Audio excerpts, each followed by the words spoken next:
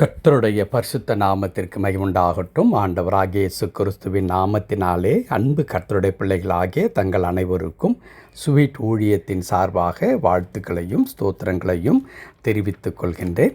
செப்பனியாவின் புத்தகம் 3ஆம் அதிகாரம் 19வது வசனம். செப்பனியா 3ஆம் அதிகாரம் வசனம் 19 இறுதி பகுதி. அவர்கள் வெட்கம் அனுபவித்த சகல தேசங்களிலும் அவர்களுக்கு புகழ்ச்சியும் கீர்த்தியும் உண்டாகச் செய்வேன். அவர்கள் வெட்கம் அனுபவித்த சகல தேசங்களிலும் அவர்களுக்கு புகழ்ச்சியும் கீர்த்தியும் உண்டாகச் செய்வேன். என் அன்பு கடவுளுடைய பிள்ளைகளே, நம்முடைய கடவுள் நம்முடைய தலையை உயர்த்தி வைக்கின்ற ஆண்டவராக இருக்கின்றார். பல நேரங்களிலே எனக்கு இந்த காரியத்தினாலே அல்லது இவர்களாலே எனக்கு தலைகுனிவு உண்டாகிவிட்டது, நான் எப்படி மற்றவர்களை நான் இனி சந்திப்பேன் என்கிறதான அவமானமும் நிந்தையும் நம்மை சூழ்ந்திருக்கும். இது அநேகருடைய வாழ்க்கையில் இயல்பாக அது நடந்து கொண்டிருக்கிறது. பிள்ளைகள் சில நேரத்தில் காரியங்கள் சரியில்லாமற் போகும் பொழுது, கணவன் மனைவிக்கு இடையில் ஏற்படுகிறதான சில விதமான ஏற்ற தாழ்வான காரியங்கள், இதெல்லாமே என்ன செய்கிறது, நம்மை பிறருக்கு முன்பதாக ஒரு தாழ்ந்து நிற்கக்கூடிய ஒரு சூழ்நிலையை உண்டாக்கி விடுகிறது. ஒரு சிலர் என்ன செய்வார்கள், நம்முடைய இயலாமையை பார்த்து இல்லாமையை பார்த்து நம்மை ஒரு அற்பமாக நினைக்கின்ற மக்களாக, ஒரு அலட்சியப்படுத்துகிற ஒரு மக்களாக காணப்படுவார்கள்.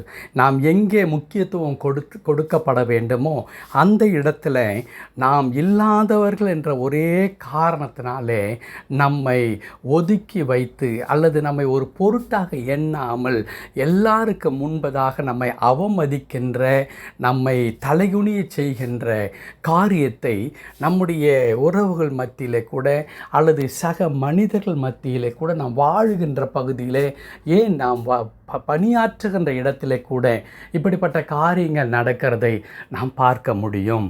ஆனால் கடவுளுடைய பிள்ளைகள் என்று வரும்பொழுது கடவுள் அப்படிப்பட்ட நேரங்களில் அவர் அமைதியாக இருப்பதில்லை. என் பிள்ளைகளுடைய முகத்தில் நான் ஒரு துக்கத்தை பார்க்கின்றேன், அவமானத்தை பார்க்கின்றேன். அவர்கள் அலட்சியப்படுத்தப்படுவதை, அவர்கள் எள்ளி நகையாடப்படுவதை நான் பார்க்கின்றேன். ஆகையால் நான் அமைதியாக இருக்க மாட்டேன் என்று சொல்லி வைராக்கியம் கொள்ளுகின்ற ஆண்டவராக இருக்கின்றார். அதே வண்ணமாக கூட நான் சற்று முன்பாய் குறிப்பிட்ட வண்ணமாய் நம்முடைய குடும்பத்தில் சற்றேனும் எதிர்பாராத நிலையில் நம்முடைய பிள்ளைகளுடைய காரியங்களை குறித்தோ அல்லது நம்முடைய குடும்பத்தாருடைய காரியங்கள் நிமித்தமாகவோ நாம் தலைகுனிந்து நிற்க வேண்டிய ஒரு சூழ்நிலை ஏற்பட்டால் கூட அந்த இடத்திலும் கர்த்தர் என்ன செய்கிறார், எல்லாரும் நம்மை விட்டு தூர நிற்கும் பொழுது அவர் நம்முடைய அருகில் நின்று கடவுள் சொல்லுகிறார், நீங்கள் எந்த இடத்துல யாருக்கு முன்னதாக நீங்கள் அவமானப்பட்டு வெட்கப்பட்டு தலைகுனிந்து நிற்கிறீர்களோ அதே இடத்துல நான் உங்களை நிமிர்ந்து நிற்க பண்ணுகின்ற ஆண்டவராக நான் இருக்கிறேன்.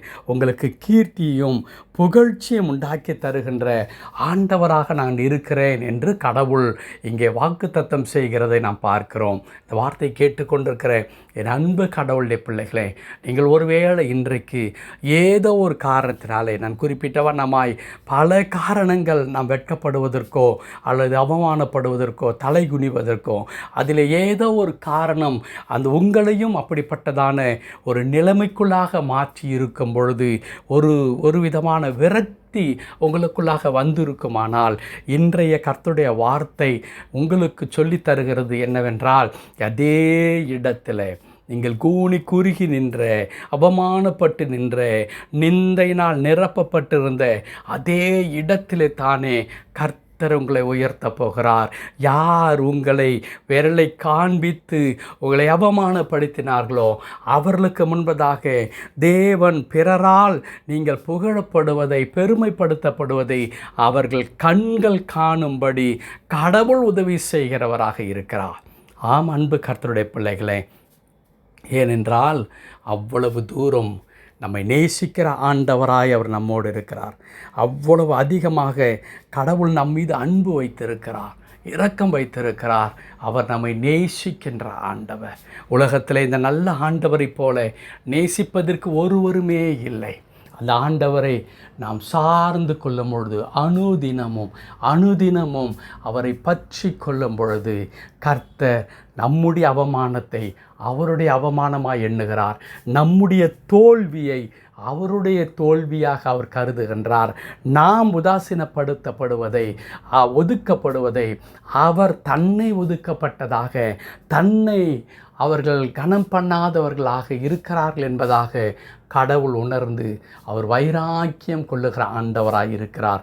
அன்பு கர்த்தருடைய பிள்ளைகளை, இந்த காலை நேரத்தில் நீங்கள் அவமானப்பட்டதற்காக ஆண்டவருக்கு நன்றி செலுத்துங்கள்.